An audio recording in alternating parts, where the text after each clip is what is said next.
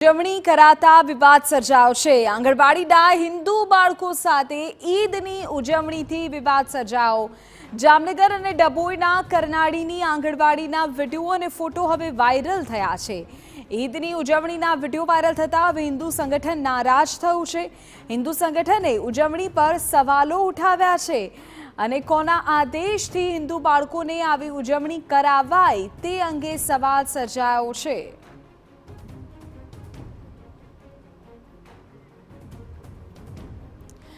જામનગર અને કરનાળી બંનેના દ્રશ્યો મેં આપને બતાવી રહ્યા છીએ। આપ જુઓ, બંને સ્થળો પર આ પ્રકારે ઉજવણી કરવામાં આવી હોય ઈદની અને પણ આંગણવાડીમાં ઈદના પાઠ ભણાવવામાં આવ્યા હોય એ પ્રકારના દ્રશ્યો અને ફોટોઝ સામે આવ્યા છે। હવે હિન્દુ સંગઠનોએ સવાલ ઉપજાવ્યો છે કે આખરે કોના આદેશથી હિન્દુ બાળકોની આ પ્રકારે તેમની સાથે ઉજવણી કરાવાય।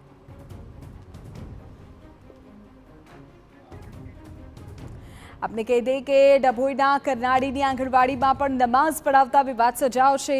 ઈદ પર્વના પાઠ ભણાવવા દરમિયાન વિદ્યાર્થીઓને નમાઝ પઢાવવામાં આવી। હિન્દુ વિદ્યાર્થીઓને માથે રૂમાલ બંધાવીને નમાઝ પઢાવવામાં આવી। અભ્યાસક્રમમાં ન હોવા છતાં ઈદના પાઠ ભણાવવામાં આવ્યા। ઈદની ઉજવણીનું જ્ઞાન આપવા વિદ્યાર્થીઓને માથે રૂમાલ બાંધવામાં આવ્યો।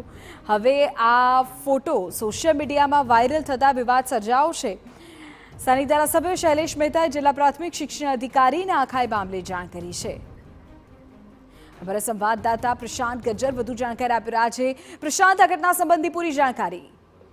બિલકુલથી ડભોઈ તાલુકાની કરનાળી ગામની આંગણવાડી કેન્દ્ર આવ્યું છે અને વર્ગખંડના શિક્ષક દ્વારા નાના બાળકો પાસે માથા ઉપર રૂમાલ બંધાવી અને હિન્દુ બાળકોને નમાજ પઢાવતા વિવાદ સર્જાયો છે। આ સમગ્ર જે નમાજના ફોટા હતા તે સોશિયલ મીડિયા ઉપર વાયરલ થતા હિન્દુ સંગઠનોમાં ભારે રોષ જોવા મળી રહ્યો છે। બાળકોના ફોટા સોશિયલ મીડિયામાં વાયરલ થતા વિવાદ થયો છે। આ પ્રકરણમાં ડભોઈના ધારાસભ્ય જે છે તેમને રાજ્યના પ્રાથમિક અને માધ્યમિક શિક્ષણ મંત્રી કુબેર ડિંડોરનું પણ ધ્યાન દોર્યું છે। સાથે સાથે જિલ્લા વિકાસ અધિકારી મમતાબેન હિરપરાનું પણ ધ્યાન દોરવામાં આવ્યું છે। ત્યારે સમગ્ર મામલે હવે હિન્દુ સંગઠનોમાં ભારે રોષ છે। જે રીતના બાળકોને હિન્દુ વિદ્યાર્થીઓને નમાજ પઢાવવામાં આવી રહી હતી તેને લઈને વિરોધ પ્રદર્શન કરવામાં આવી રહ્યું છે। તેઓ બીજી તરફ આંગણવાડી કેન્દ્ર સંચાલક છે તેમનું કહેવું છે કે સરકાર તરફથી પરિપત્ર આવ્યો હતો અને સરકારના આદેશથી આ રીતના બાળકોને જ્ઞાન આપવામાં આવી રહ્યું હતું। ઓકે, આપણી સાથે ધર્મગુરુ જ્યોતિનાથ બાપુ પણ અત્યારે ફોનલાઈન પર જોડાઈ ગયા છે। મહારાજ, શું કહેશો?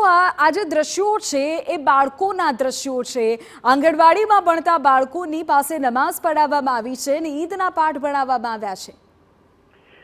જો આમાં મૂળભૂત વાત એવી છે કે વડોદરા, જામનગર, રાજકોટ સહિત લગભગ 12 થી 13 જગ્યાના બનાવ છે અને 13 જગ્યાએ તમે આજે જયારે કહેવામાં આવે ત્યારે કહે છે કે સરકારમાંથી પરિપત્ર આવ્યો તો બહુલક પ્રજા જયારે સનાતન ધર્મ સાથે જોડાયેલી હોય તો તેના કુમળા બાળકોના કુમળા માણસ પર આ રીતનું કેમ, એ મોટો પ્રશ્ન ઉભો થાય છે।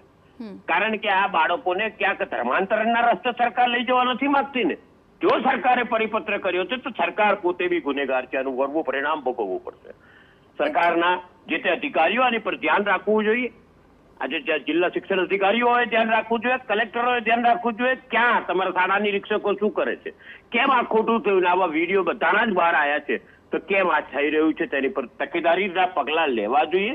પાનસોરિયા સાહેબ અને ડિંડોરને તમે ગઈકાલે જ જણાવ્યું છે, ઇવન સીએમઓ ઓફિસને પણ કાલે જાણ કરી છે અને પ્રાઇમ મિનિસ્ટર ઓફિસે પણ જાણ કરી છે। શું આ જ દેશને સનાતનની વાતો કરતી સરકારો હવે શું મુસ્લિમ ધર્મ તરફ લઈ જવા માંગે છે બધાને?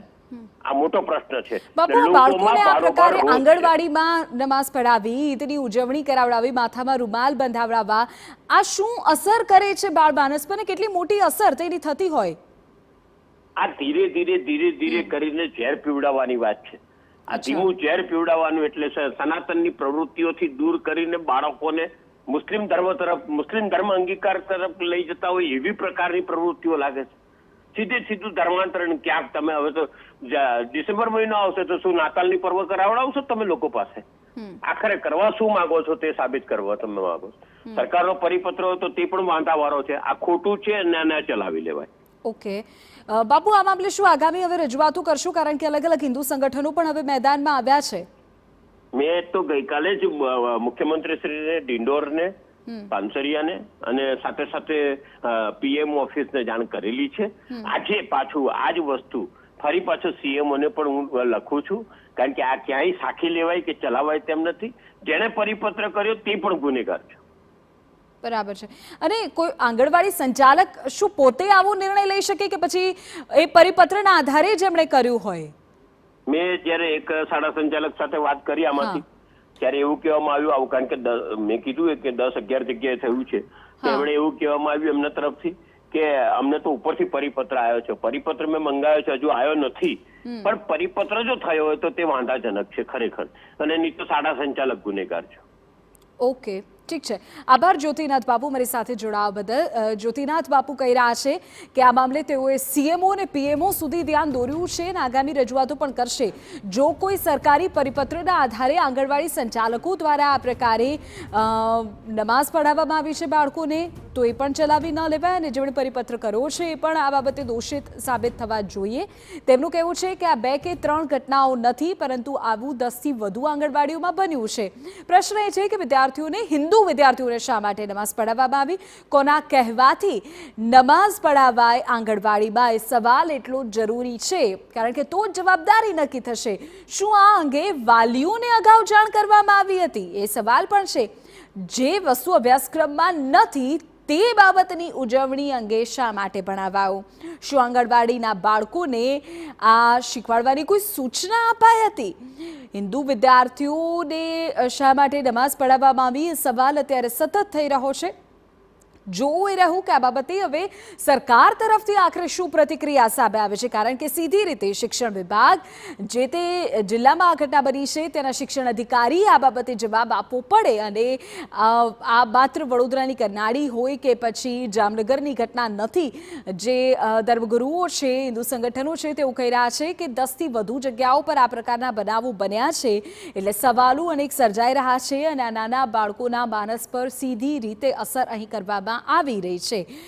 તો પ્રશ્ન ઘણા છે. આ પ્રશ્નોના જવાબ હવે આધિકારિક રીતે મળે એટલા જ જરૂરી છે, કારણ કે વિવાદ સર્જાયો છે એ કે જ્યાં હિન્દુ વિદ્યાર્થીઓને નમાઝ પઢાવવામાં આવી, તેમને ઈદના પાઠ ભણાવવામાં આવ્યા. અમે આપને કેટલીક ઇમેજીસ અને વિડીયોઝ પણ બતાવી રહ્યા છીએ. આપ જુઓ, આ રાજ્યની જ ઘટના છે કે જ્યાં હિન્દુ ધર્મના મુખ્યત્વે બાળકો છે અને તેઓને નમાઝ પઢાવવામાં આવે છે.